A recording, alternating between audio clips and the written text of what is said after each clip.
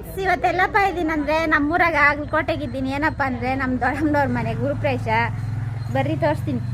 ಊಟ ಮಾಡಿದ್ದೆಲ್ಲ ಆಯಿತು. ಏನೇನು ಮಾಡವ್ರೆ ಅಂತ ತೋರಿಸ್ತೀನಿ. ಪಲಾವ್, ಚಟ್ನಿ, ಹೋಟ್ಲಾಗ ಮಾಡಿಸಿರೋದು ಕೇಸರಿ ಬಾತ್ ಅಂತ ಸಖತ್ತಾಗದೆ.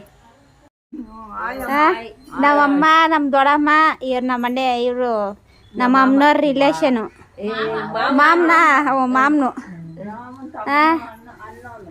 ನಮ್ಮ ಅಣ್ಣಯ್ಯನು, ಅವ್ರಮ್ಮ, ನಮ್ಮ ಅಣ್ಣಯ್ಯನವ್ರಮ್ಮ.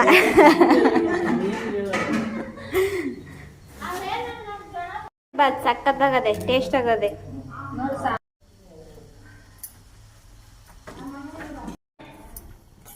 ನಂಗೆ ರಸ ಮಾಡಕ್ ಬರಲ್ಲ. ರೈಸ್,